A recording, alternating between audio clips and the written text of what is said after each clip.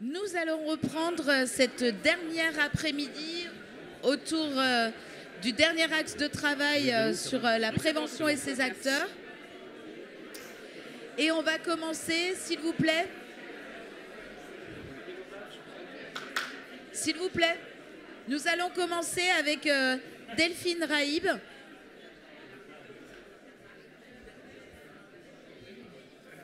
Merci.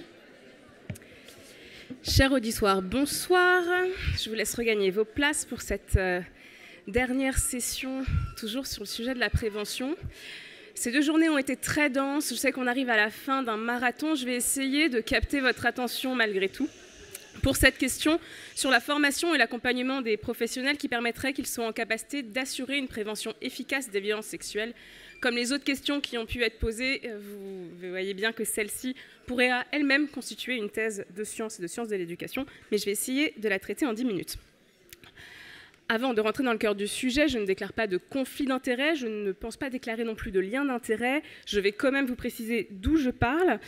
Donc pour répondre à cette question, je me suis appuyée sur mon expérience. Alors, de formation, je suis microbiologiste et épidémiologiste. Vous allez me dire, c'est un peu éloigné du sujet, en effet. Mais je travaille en prévention de la santé, prévention en santé sexuelle depuis 15 ans. Et notamment, je produis des contenus pour un site qui s'appelle On s'exprime, que certains d'entre vous connaissent peut-être. Ça fait plaisir, merci, ça fait chaud au cœur. Et voilà, et je suis chercheuse aussi en évaluation en santé publique et donc en santé sexuelle. Donc je me suis appuyée sur cette expérience-là pour répondre à la question et j'ai aussi complété cette base par des entretiens auprès de 6 professionnels de professions diverses. Et plusieurs constats ont commencé par s'imposer à moi. Tout d'abord, une pluralité des situations d'exercice avec des lieux d'exercice, des fonctions qui vont être extrêmement différentes puisque la question contenait professionnels de tout champ. Donc on va être sur des infirmières, mais aussi sur des assistantes maternelles, des puéricultrices. On pourrait également penser à des directeurs de casting pour enfants, par exemple. C'est vraiment extrêmement large. Une absence de socle commun, on va y revenir, dans les formations, qu'elles soient formation initiale ou formation continue. Une difficulté à aborder les sujets liés à la sexualité et aussi liés aux violences et aux violences sexuelles. Pareil, je n'ai pas reprécisé violences sexuelles, mais ici c'est important. Et enfin, un manque de repères pour savoir comment agir, qui souvent entraîne la crainte de mal faire et la crainte de faire mal. Si l'approche générale dans laquelle s'inscrit la lutte contre les violences sexuelles est celle de l'éducation à la vie relationnelle, affective et à la sexualité, que j'appellerais éducation à la sexualité pour aller plus rapidement, les travaux sur la formation des professionnels à ces enjeux-là sont rares. On ne dispose pas de modules validés ou de parcours de formation qui ont été scientifiquement éprouvés. Par contre, les recherches sur ce sujet, elles soulignent quelque chose de très clair, c'est que tant que la prévention dépend du volontarisme individuel, elle est inégale, elle est fragile et souvent elle est insuffisante. La première ressource du professionnel, c'est le collectif.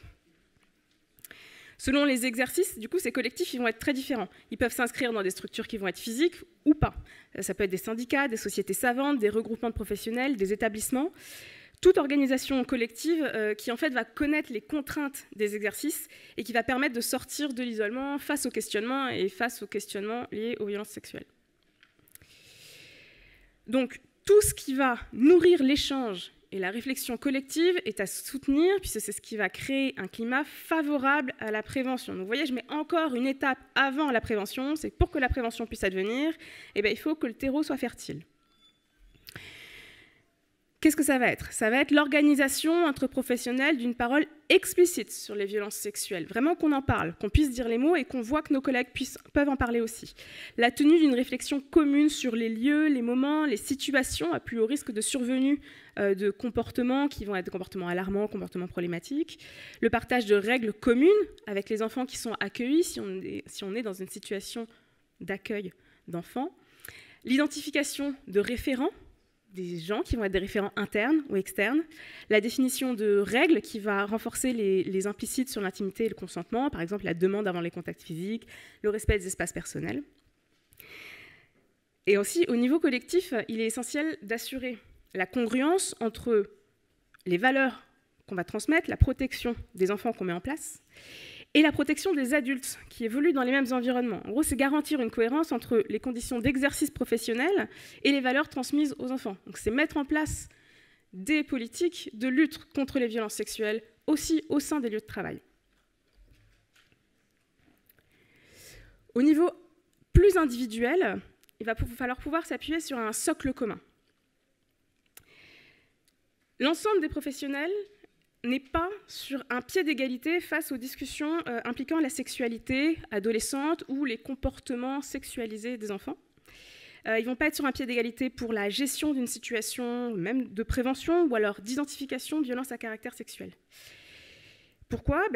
Pour plein de paramètres, mais notamment parce que le vécu des violences sexuelles chez les professionnels de l'enfance, c'est le même que dans le reste de la société. Autant pour les victimes que pour les auteurs. Et donc chaque professionnel a sa propre histoire, a ses propres limites, il a aussi ses forces. Ce qu'il doit savoir, c'est qu'il n'est pas seul, qu'agir c'est possible, et que ça c'est possible même sans être spécialiste. Tous les professionnels n'ont pas à être des experts en prévention et en éducation à la sexualité pour en faire. Par contre, tous doivent en comprendre les fondements pour pouvoir agir derrière, et agir sans peur et sans isolement, et garantir ce climat favorable à la prévention. Et donc pour ça, il faut pouvoir partager un socle commun de connaissances et de positionnement. Voici celui que je vous propose. Le premier point qui serait de comprendre ce qu'est et ce que n'est pas l'éducation à la sexualité. Donc l'éducation à la sexualité, aujourd'hui, elle fait face à de nombreuses oppositions qui peuvent être assez virulentes, qui proviennent d'une diversité d'acteurs et qui souvent sont la conséquence de représentations qui vont être erronées ou d'une mauvaise connaissance du sujet. Il y a plusieurs ressources qui existent, qui expliquent les tenants, les aboutissants de cette éducation, et les discussions sur ce sujet entre professionnels, elles sont nécessaires pour qu'une information juste sur la démarche et sur les contenus soit partagée et qu'on parle bien de la même chose. Le deuxième point, c'est de définir et de conscientiser les violences sexuelles et aussi d'en comprendre le continuum. Frapper avec une pelle, c'est pas faire du jardinage. Ça, on peut être assez d'accord, c'est de la violence. C'est de la violence botanique, peut-être si on veut la qualifier, mais ça reste de la violence. C'est la même chose pour les violences qui sont sexualisées. Par contre, les violences qui ont lieu dans la sphère sexuelle, on a encore trop souvent tendance à les associer à la sexualité. Et donc, elles vont être considérées comme relevant de l'intime. L'intime, c'est un registre que les professionnels ont tendance à mettre à distance, et du coup, ça va générer des difficultés à pouvoir aborder cette thématique, quelle que soit la profession. Donc, comprendre bien la distinction entre la violence et la sexualité est nécessaire. Pouvoir conscientiser ces violences. Ça va passer par des chiffres fiables partagés, par des définitions juridiques, par des cas réels auxquels se référer, qui vont incarner des situations et qui vont aider à les conscientiser. Et tout ça en commun. Ensuite, il faut identifier les comportements alarmants et problématiques. Donc, c'est un sujet qui a été abordé par Charlotte Desmontiers hier. Identifier les comportements jugés comme alarmants, ça va être un préalable à la mise en place d'une réaction adaptée et proportionnée. Mais les ressources qu'on a actuellement, et je ne parle pas juste des ressources écrites, mais aussi des ressources humaines pour former, elles sont limitées, on ne va pas se voiler la face, elles ne vont pas permettre de former tous les professionnels d'ici 2 ans. Et surtout de garantir leur sentiment d'auto-efficacité, parce que former c'est une chose, pouvoir agir derrière sur la formation c'en est une autre. Par contre, une ressource qui est mobilisable, c'est le 119. Alors, on ne va pas faire du 119 la panacée à tout. Par contre, les interlocuteurs de cette ligne, ils sont formés spécifiquement aux violences sexuelles sur les mineurs, et donc garantir une formation des professionnels de cette ligne et une mise à jour régulière de leurs connaissances concernant les comportements qui vont être problématiques et les mesures à mettre en œuvre quand il y a une suspicion de violence sexuelle par un mineur, ça va permettre d'apporter un appui rapide aux professionnels dans un premier temps. Bien sûr, il faut que le professionnel soit formé, mais on peut penser une réponse en 2 temps. Pour ceux qui vont joindre la ligne pendant leur temps de pause et dans des occasions limitées, si l'attente est trop longue ou qu'on demande de rappeler, ça risque d'être une occasion perdue. Donc une réponse rapide est nécessaire. Actuellement, seule la ligne téléphonique est accessible aux professionnels. Elle est souvent encombrée, donc j'appelle à un soutien personnellement de la ligne. Et on pourrait penser le développement d'un chat peut-être réactif, en tout cas technologiquement, il y a peut-être des choses à réfléchir et à discuter avec la ligne de ce qui paraîtrait le plus pertinent pour soutenir ça. Bien sûr, ça demande un financement et des ressources humaines.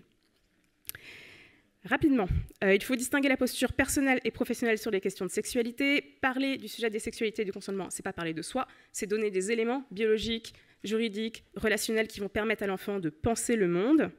Et enfin, réorienter la position d'accompagnement et d'interaction avec les enfants, ça ne sous-tend pas la capacité inconditionnelle à prendre en charge toutes les situations qui se présentent à soi.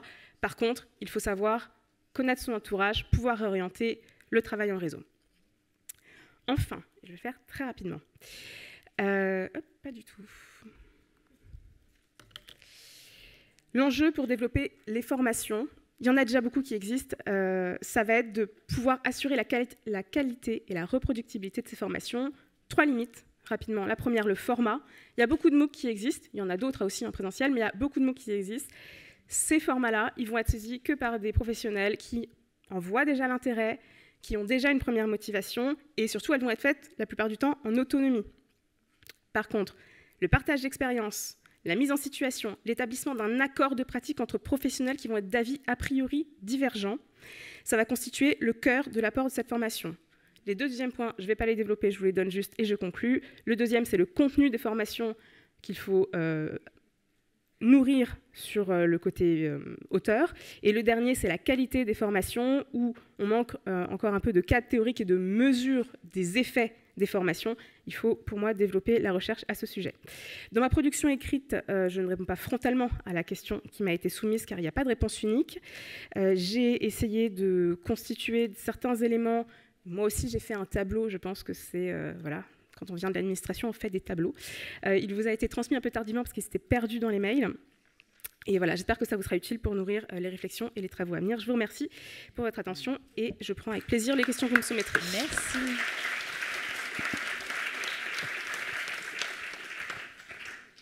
Je ne sais pas si... Ouais. Bonjour. Bonjour. Merci infiniment de votre présentation et de votre rapport que la commission d'édition a trouvé vraiment très complet et très informatif. Néanmoins, il me reste une question. Vous parlez de former, notamment le 119 Pro, mais qui ? Est-ce que vous trouvez pertinent qu'il y ait un dispositif unique et central de formation pour tous les professionnels ? Vous avez soulevé le point des tensions RH qui rendait la mobilisation des professionnels compliquée, mais est-ce que vous voyez une solution pour simplifier l'accès à tous les professionnels de tous les secteurs à ces formations ? Alors avant de parler du qui, je vais rapidement dire du quoi, parce que pour moi, on ne peut pas dissocier les deux. Pour savoir qui va former, il faut savoir à quoi on va former. Aujourd'hui, il y a plein de structures qui font de la formation à l'éducation, à la sexualité. Personnellement, je ne pense pas que l'intégralité des professionnels ont besoin de connaître les délais d'efficacité de la contraception d'urgence et le fonctionnement de la PrEP, si je prends des exemples très médicalisés, pour pouvoir créer un contexte favorable à la prévention et poser les bases de la prévention. Première réponse. La matrice que j'ai proposée, elle essaie de répondre un peu à ce quoi. Et donc, à partir de ce quoi, il y a plusieurs acteurs qui peuvent faire de la formation. Mais peut-être ce qui est à centraliser, c'est former sur quoi ? Parce que si on se met d'accord sur qu'est-ce qu'on veut transmettre, à ce moment-là, plusieurs structures, organismes peuvent s'en saisir. Et on peut monitorer si ces formations couvrent bien ce qu'on veut transmettre. Je ne sais pas si je réponds à votre question.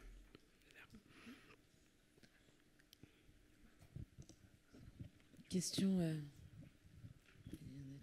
Merci pour votre présentation. Alors, Ah, pardon, excusez-moi.